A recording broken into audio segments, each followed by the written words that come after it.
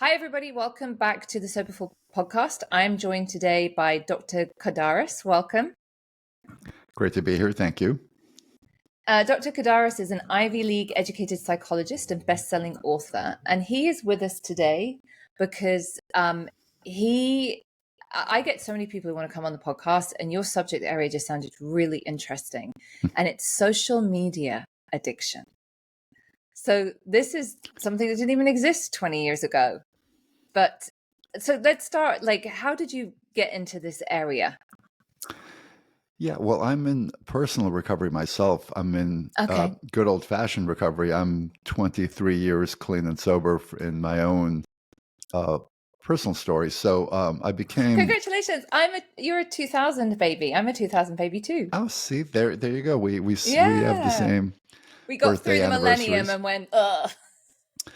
Yeah, well, so part of my recovery journey is I went back to school. I went to graduate school and got my PhD in psychology, and I started really working as an addiction specialist, treating good old-fashioned drug and alcohol addiction. And I became one of the first people about 10, 12 years ago. I started realizing that there was a new addiction in the social landscape that was beginning to swallow up people. And initially, I was working with adolescents and young adults who were just glued to their phone devices. And I was noticing the same telltale signs of addictive behavior with digital devices that we were seeing with any other kind of substance addiction, dysregulation when they were away from it, just all the diagnostic features of traditional addiction. So I wrote a book in 2016 called Glow Kids, which was really one of the first books that really sort of raised a red flag saying that there's a new addiction on the horizon here.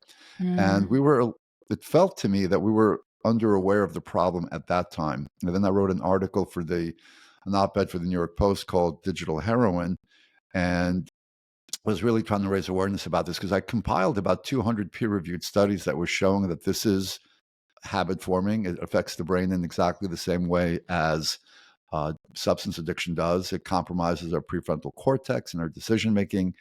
And just seeing young people struggling with habituation to their devices, and that was in 2016, where it was obvious that people were becoming addicted to that. And then I wrote a more recent book that started looking at, okay, now that we're addicted to our devices, what is that addiction leading to? And that's the mental health crisis that we're all experiencing: increased depression, increased anxiety, some of the more mind-shaping aspects of social media and what it's doing to us as a society and as human beings on the planet. It's changed the way that we interact, the way that we socialize, the way that we see the world, the way that we do our politics. So yeah, it started as being a recovering addict who went back to school and started treating addiction, and came upon the new addiction.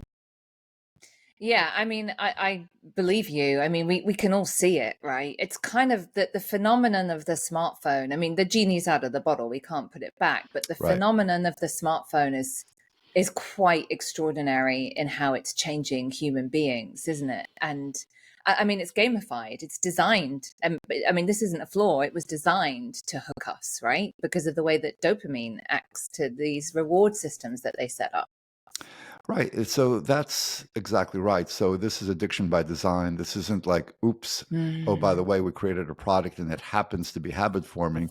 It is some very smart behavioral psychologists who have intentionally gamified our digital experiences. And you're right, the dopamine reward loop, the same process that makes us habituated to any kind of substance. It activates our dopamine reward loop. And so, and there's a lot of theories about why some people are addicted and others aren't. There's the dopamine theory of addiction, and there's genetic theories, and there's a whole host of, this attachment theories of addiction.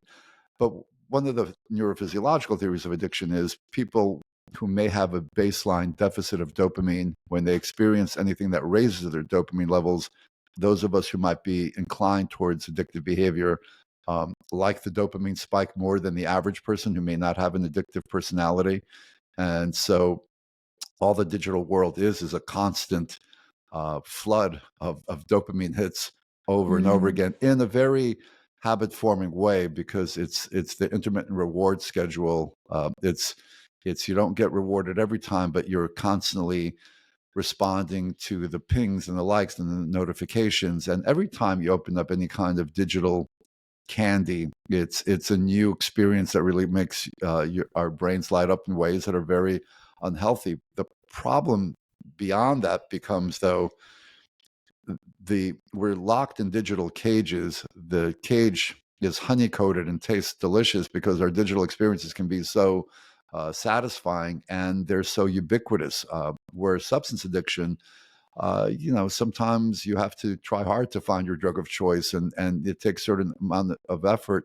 But the digital world is all around us, and it's such easy access that it makes it even more challenging to not only fall down the digital rabbit hole of addiction, but to also, how do you treat that when it's all around us? How do so you can't have, from a treatment standpoint, you can't have an abstinence model unless you go Amish, which is possible, but not practical in 21st century. You can't live, yeah. Yeah. I'm my mum's 85 in England. She doesn't. I just bought her an iPad so that she can FaceTime with me. Yeah. But it's getting really, really hard. There's in the small town she lives in, all the banks have closed but one, which is her bank, and she can't do it online. She would never do her financial stuff online. It's Right. terrifying. It's impossible. And what I'm saying is, it's like I do everything on my phone: my banking, Right. my blood test results, Right. my like what's the address for the thing we're going to. I mean, it's so helpful.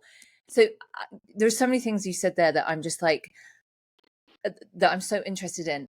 I want to talk about teenagers' mental health, because we now know we've been in this long enough, and we now have research that supports how detrimental it is. And I think I saw something once about that the biggest change was when they introduced the like button in Facebook. And I'm a 51-year-old woman with like a black belt in mental health. I'm 23 years sober, like yourself. And I'm on social media a lot for my work, and also because I'm British and I live in America, and it's the way I keep up contact with people. I have had, of occasion, every so often, a troll or a nasty comment, and it's hurt me.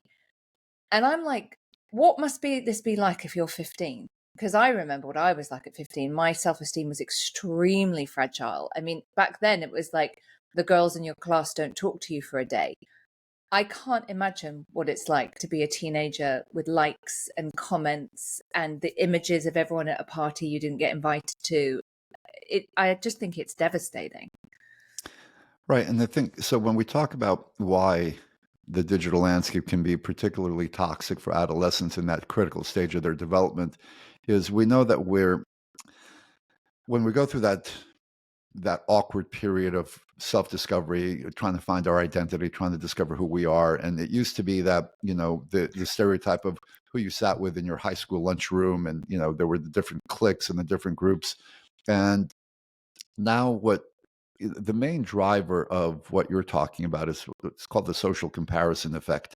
And so you have Yes. young people that now have not just their peers in high school or who's sitting at their lunchroom table to compare themselves to, but potentially they have hundreds and thousands and tens of thousands of people now to compare themselves to. Now we have influencers to compare ourselves to. And so they act as reflective mirrors to really analyze how we look, how our lives are. And what do people typically post on social media? They're posting their idealized external lives. So it's happy vacation photos, wonderful children, or if it's Instagram and adolescence, it's these curated perfect selves, right? The influencer, the Kardashian profile, or the Kylie Jenners of the world, who curate an unrealistic ideal, who now every adolescent female is comparing themselves to. So that's going to drive up their sense of low self-worth and body image issues. And that's why you're seeing it's by the most recent CDC statistics, it's an increase of 33% in suicidal ideation and actions over the last 3 to 5 years. So you're seeing an increase in not just body image issues, but suicidality. And they know this, the social media companies. So we know through Frances Haugen, who was the Facebook whistleblower, who told us that Meta and Instagram had their own internal research that showed, this is about 4 years ago, that teenage girls who were on Instagram were in Great Britain 12% more likely to be suicidal, and in the United States 6% more likely to be suicidal. And knowing this research, there were internal emails saying, should we change the algorithm to make it less predatory towards attacking some of those body image issues? And the response was absolutely not. That will decrease engagement. And what I mean by predatory algorithms is we know, because of the way social media operates, is that you don't just randomly see content. Content gets curated to fit each user based on what they think your predilection is. But the problem that the news industry found out years ago, and social media is known for a long time, is the old axiom: if it bleeds, it leads. Things that are emotional content tends to create emotional reactivity that drives engagement. So thoughtful, nuanced discourse is not going to be popular in the social media data sphere, but anything that raises your emotional reactivity. So social media algorithms target the psychologically vulnerable exactly where they're the most vulnerable. So if the algorithm senses that you have any type of body image issue or sadness or depression, it will attack that, and it will send you content that will exacerbate your distress in whatever category it is. It'll send you content based on your political orientation or based on your whatever orientation it is, but in an amplification loop. And so in the social media realm, they call it an amplification loop because it knows that it has to give you increasingly higher doses of that content to keep you engaged. If you like cats and you watch cats on YouTube, you're going to get your feed will send you kitty videos. But first, it'll start with 3 cats, and it'll be 6 cats and 9 cats because you'll need more of that to stay. It's like any other drug. You get desensitized to a certain amount. But the problem is, it's not just cat videos. It's, again, in the mental health arena, it's sending you toxic mental health content that typically isn't healthy for you. But like a car wreck, you can't look away. You rubberneck the car accident, even though you shouldn't be looking at it. But there's this morbid curiosity to look at things that make us feel unhealthy. So, do you listen to Pivot with Scott Galloway and Kara Swisher? Because they talk about this a lot, and Scott Galloway's very passionate about they're big tech people. That we need legislation, and he's American but lives in London. And there was a case, I don't know if you're aware of it, of a British teenager who committed suicide, and I think the father was trying to sue it went to court because she was starting to be shown suicide stuff by Content. the algorithm. Yeah, exactly. Predatory algorithms that act like heat-seeking missiles. They act like heat-seeking missiles that find your vulnerability because that's what's going to get you to keep viewing. And so, yeah, I'm involved as an expert, as a consultant and an expert witness. Right now in the United States, there's 2 class action lawsuits. One is against the social media companies, and one is against the gaming industry, the video game industry. The social media is a multiple state, multi-law firm class action lawsuit with several hundred litigants, many of whom had their kids who have committed suicide or were otherwise damaged with either eating disorders or other kinds of self-harm. And so the lawsuit is similarly following the same playbook that they used against OxyContin manufacturer Purdue Pharmaceuticals. The idea was you knew that your product was harmful. You didn't warn anybody about it. You had your own internal data showing that it was harmful, and yet you gave it to our children anyway. And similar to the big tobacco class action lawsuits of the 1970s, they had their own internal research that tobacco was a carcinogen, and yet they marketed Joe Camel to teenagers anyway. What they're looking for now, and though I've been involved with this lawsuit for about 2 months now, the social media companies seem to be willing to want to pay out settlements right now for damages to the families, but the law firms want more than that. They want they want industry changes. They want not just damages paid. They want wholesale changes to the way that they run their business, because their business is predicated on people not being well. They do better when people are unwell, and it's a classic example of profit over people.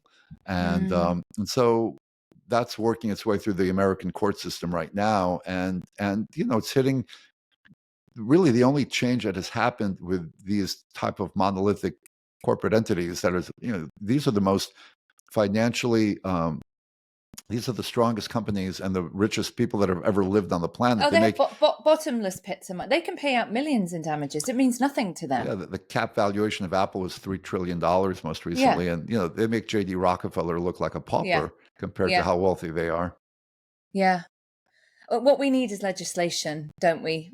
I mean, it's the same. There is precedent. It's the same with smoking, with alcohol, with all these kind of things. We eventually need Right. legislation Well, to the protect us from legislation, ourselves. what's bizarre was that currently the social media companies they were liability proof. They weren't allowed to be sued. There was an obscure law in the United States, Section 230 of the Yeah. American Communications Decency Act.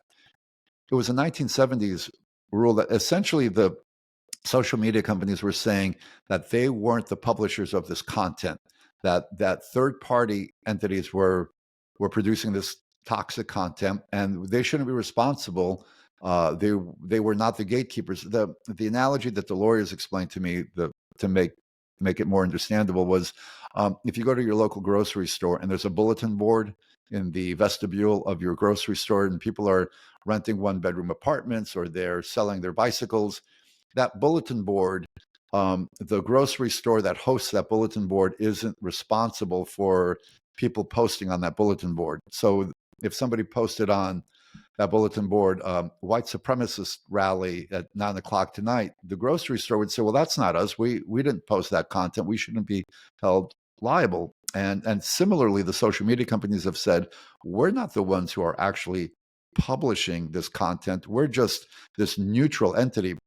But the fact of the matter is, they're not a neutral bulletin board. They actually take content, they gatekeep it, they amplify it, they target it towards people who they think it'll Mm-hmm. be more Mm-hmm. engaging towards or more toxic towards. And so they are not this innocent third party. And so they're looking to repeal Section 230 so they can't hide behind that protection anymore. And then there's also antitrust legislation because they have acted as monopolies for decades Mm-hmm. now, Mm-hmm. gobbling up the competition and Mm-hmm. hiding behind. In the United States, antitrust laws have evolved over the last 30 years to become more consumer focused and industry Mm-hmm. focused.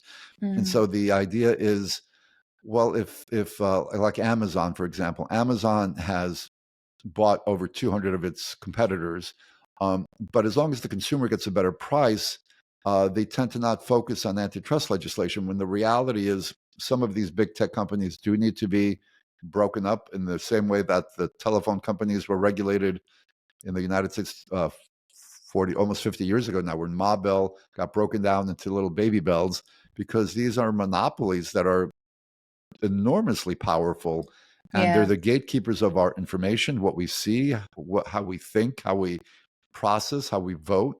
It's Yes. crazy. Which is why TikTok is going to be banned and then acquired by an American company. I mean, that's what's going to happen because it's a huge. Yeah. Scott Galloway talks about this. It's a huge propaganda tool.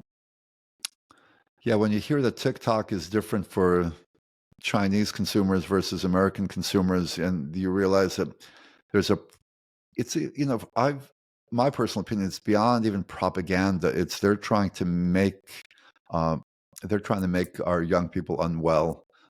There's psychiatric contagions that spread on social media, and TikTok is one of the main viral carriers of these psychiatric contagions. Some of the because I own the treatment center in Austin where we treat young adults, and we specialize in treating mental health and social media, digital media types of issues. So it's not just that you're addicted to your digital devices, but now there's I was mentioning psychiatric influencers.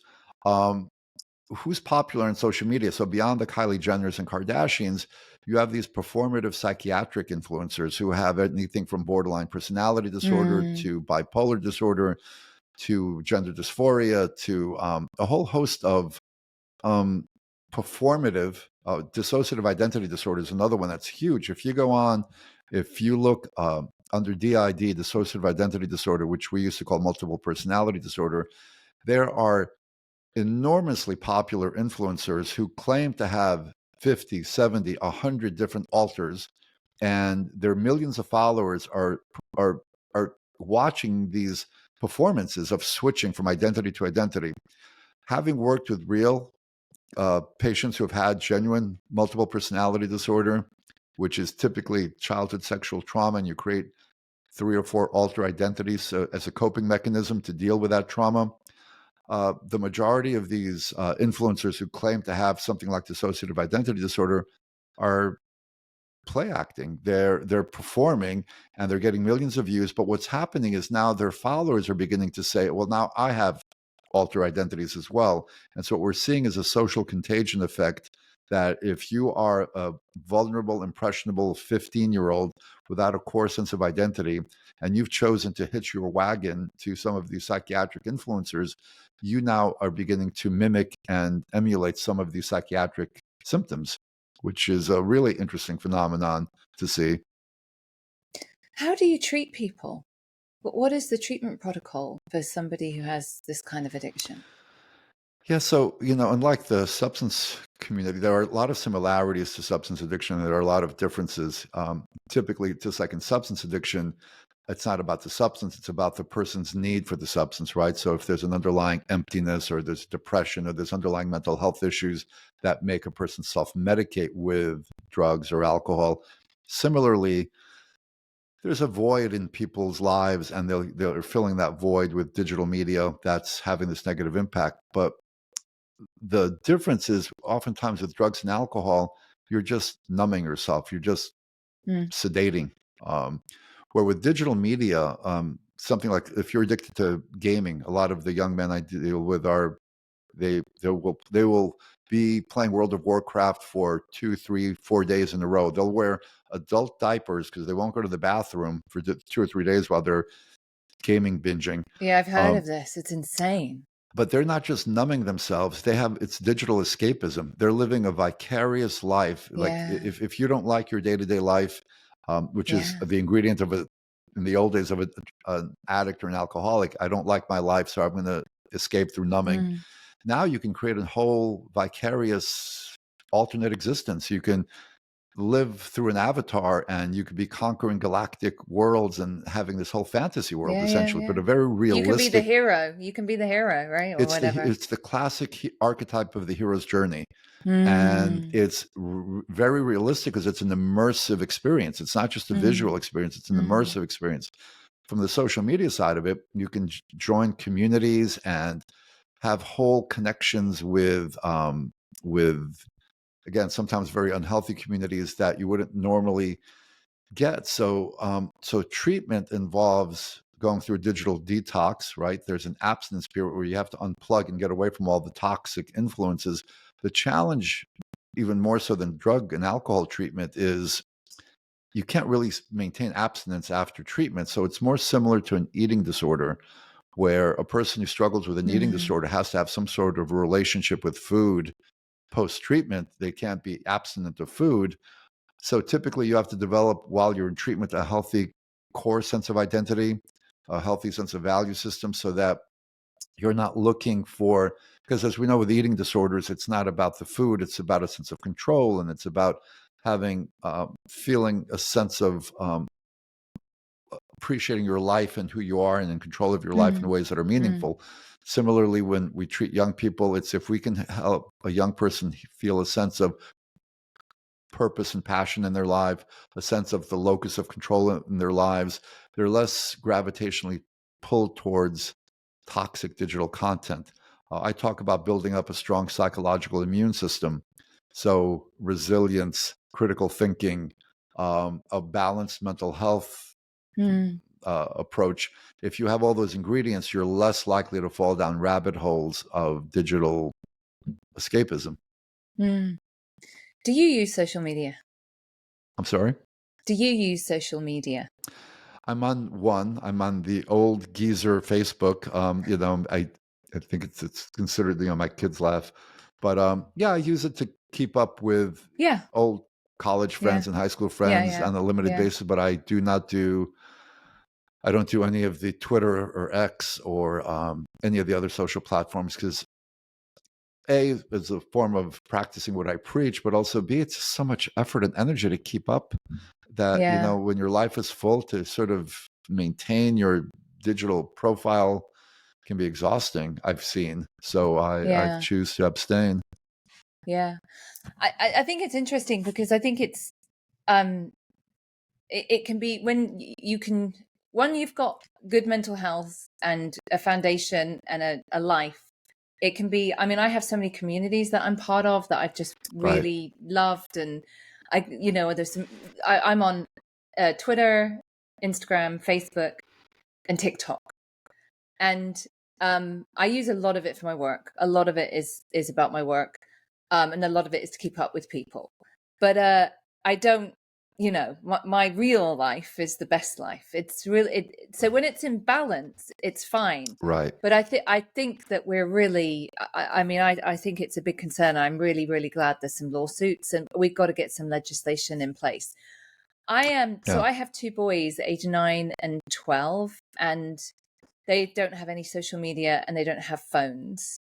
One of them has an Apple Watch, which Hmm. occasionally there's like three or four Right. people he can text. But I got it deliberately because you can't do social media on an Apple Watch, and he likes doing the fitness things and that kind of stuff. And he can text and call the four people that we let him. And you don't need a phone; you've got an Apple Watch. And I've been very clear from the outset that when you're 18, you can buy one. Now, I do get that we're in he has a couple of friends who have a phone, which I don't love. We're changing schools and going to a community that's more conducive to not having phones. I'm really, my goal is to hold out for that for as long as possible. Right. What else can we be doing? So I've got 17-year-old twin boys, and yeah, so there in the US there's a wait until eighth movement. So, Yeah, a I lot of signed parents that. are Yeah, trying to wait till yeah, they're 13. I had gotten so my sons aren't on any social media, but they play sports, they play music, giving them a full, rich life can be an antidote. Not Doesn't automatically immunize them, but it gives them an additional mm, buffer. So I think you're hmm. smart with your children as well. I gave my kids, they get Gab phones. The Gab phone, Yes, I've GABB, heard of them. is a Yeah. non-Wi-Fi. It doesn't look like a dumb phone. It's not a flip phone. It looks like a smartphone, but it's not Wi-Fi compatible. So there's no video gaming, there's no social media, there's texting, and there's calls, and there's music. And so Huh. they got Gab phones seventh and eighth and ninth grade. They had Gab phones for those 3 years, and it worked as a good transitional tool. They didn't get they weren't social pariahs, Yeah, yeah, but I recommend exactly what you're saying. Delay, delay, delay as much as possible, because the earlier you unleash the digital yeah, hounds, the more problematic it's going to be to undo any damage that may or may not happen. Now, every kid's not going to develop a problem, but it's a little bit of Russian roulette. You don't know which child may really become a more problematic user of whether it's social media or yeah, gaming. And so why risk it? Why not just give them a chance to develop and grow naturally? And yeah, the thing that I think most people find fascinating, beyond the fact that Steve Jobs, most people know that he was the most tech cautious parent. He didn't allow his kids to have iPhones or iPads. But even Sergey Brin and Larry Page, the Google founders, were yeah. Montessori students, and Jeff Bezos was a Montessori student. Mm, The biggest titans of the tech world, or tech oligarchs, had no tech until they were in high school. So mm, it's interesting when parents have bought this false narrative, or have drank the Kool-Aid, that if my child doesn't have a device, they're going to be behind somehow. yeah, Well, no, allow your children's brain to develop normally and robustly, because if you drop the tablet into the crib, which so many parents do because they have this idea that their 2-year-old needs to be on a device to be ahead in this digital world, you're stunting your child's development, their neurodevelopment, their attentional. There's so much research about ADHD effects and screen time, especially the younger you are when you get a device. Um, Cognitive, attentional, depression, anxiety, all those mental health metrics spike. We had the worst mental health crisis for adolescents and young adults pre-COVID in 2019. mm, Highest rates of anxiety, depression, suicide, overdose, all those things that we measure mental health by were at an all-time high right before COVID. And then COVID hit, and that was kerosene to the fire, where we saw everything just got significantly worse because we became more sedentary, screen dependent, and isolated. And it was an amplifier of all the worst aspects of technology. Because at the end of the day, as a psychologist, when I work with people who are depressed, the two things you recommend typically that are non-pharmaceutical are physical activity and social engagement. Get Hmm. up, get out, and socialize. Those are the That's two like antidotes. 80% of the deal right there. Yeah. And then when you think about what the digital world is, it's a nuclear bomb to those two things. It makes you more Mm, sedentary and it makes you more isolated under the illusion of connection, right? mm, Because, and we know now, the research has shown clearly that digital connection, it does not hit our social emotional sweet spot like face-to-face connection does.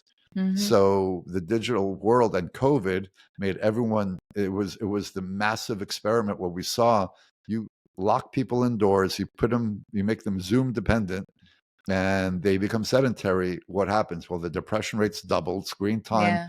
went up significantly, and people, and especially young people and kids, uh, came out of COVID so much more worse with their mental health. Mm.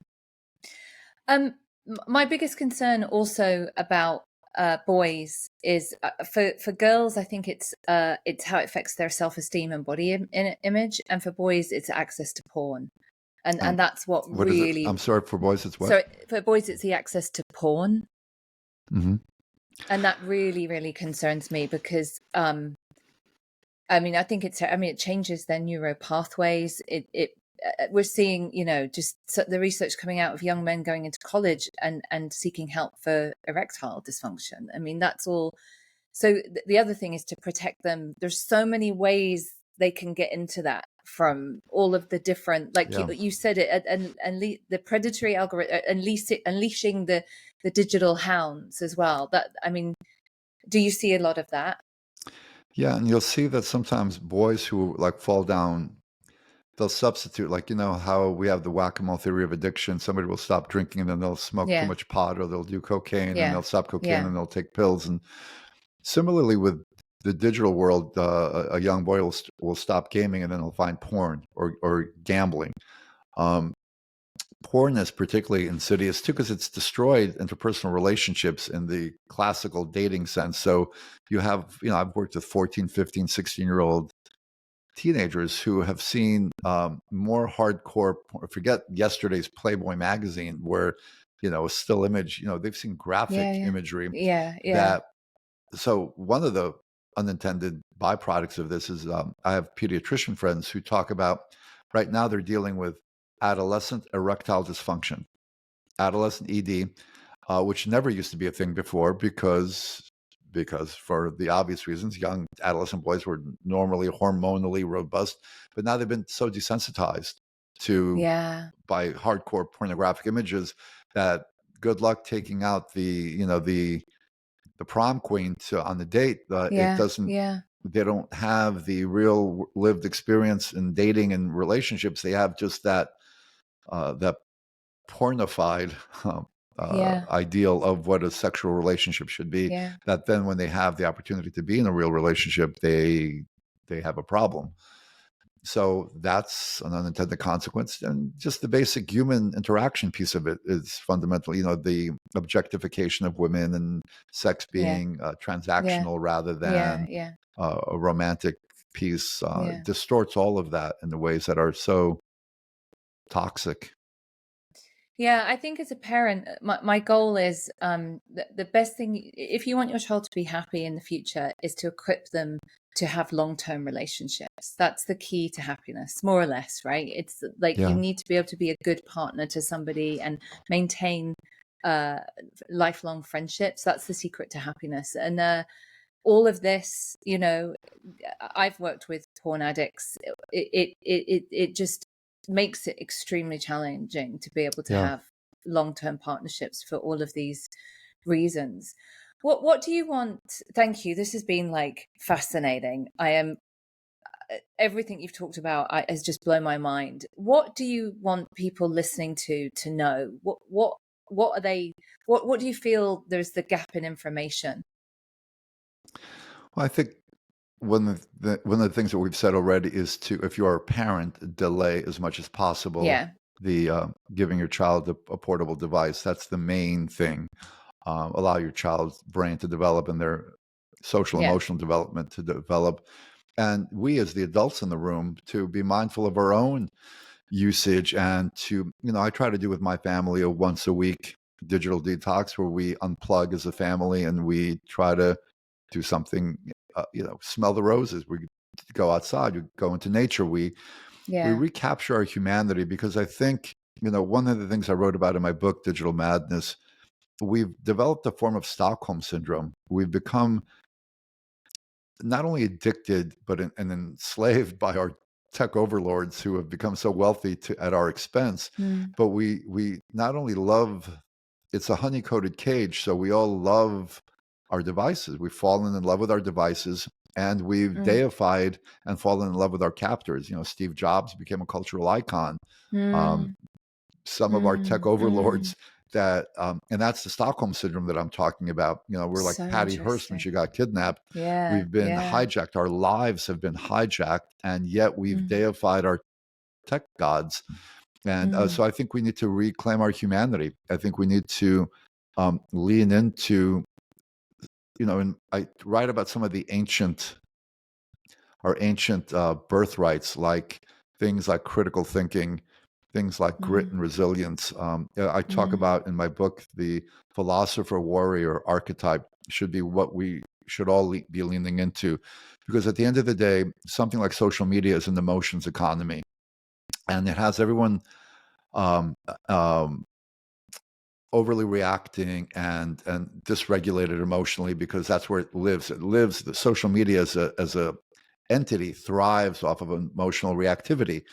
And so if we can then use critical thinking as a sword to cut through all that nonsense, to be able to discern what's real and not real in the data sphere of all this toxic content, and then lean into grit and resilience, a daily physical Mm. practice, Mm. Mm. a daily interacting with, whether it's a books, a discussion club, or whether it's going to the gym every day, having Mm. some kind of structure and real life activities that are countervailing forces to the seduction of the digital world that so many people are falling into. Mm. So I would encourage that, rediscover what it means to be human, and not deifying the latest techno gadget that seems to make everything better, but is actually making things worse. Thank you, Dr. Kardaras. This has been fascinating. I'm really interested in your subject. Tell me, like, what are the books that you've written, and where can people find them, and where can people find you? Right. So Glow Kids, 2016, St. Martin's Press, 300 peer-reviewed studies that really looked at how the new world can be addicting, and then Digital Madness, 2022, how social media is driving our mental health crisis, also St. Martin's Press, available on Amazon. I have a treatment program in Austin, Texas, called Omega Recovery, where we specifically treat 17 to 30-year-olds who have failure to launch type of issues, a combination of mental health and digital media type of problems. And my personal website is drkardaras.com, Dr. Kardaras,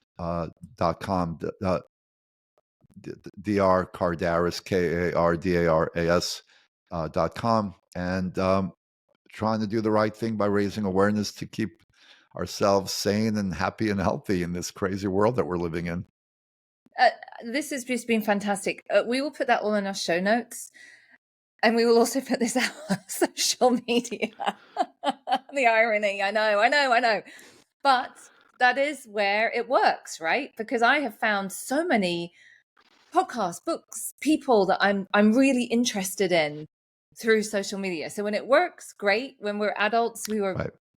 firmly planted in the real world and we have balance, great. But for a lot, yeah, I'm really worried about young people. This has been, Si- sorry, go on. Drinking wine is wonderful for people that can, sommeliers and people who are wine Yeah, connoisseurs, but for people who have addictive issues, it's not for not so you and fine. me. Yeah, Right. yeah. Right. Brilliant. Thank you so much. You've been wonderful, and this has been fascinating. Could you please write a parenting book about raising boys? I'd really appreciate it. I'm sorry, say that part again. Could you write a parenting book about Oh, raising parenting. boys? I'd Well, this really guy, like to get this your take on it because your boys sound pretty good. there's guidelines in both books about how to do this too. So I think there's some suggestions in both Glow Kids and Digital Madness as well. So, but thank you for having me. You've been a wonderful host, and I really appreciate you focusing on this topic as well. Thank you. Thank you so much for your work. I'm really curious to know what everybody thinks about this. So please let me know when this podcast goes out what you all think. Thanks so much for listening, and we'll be back next week.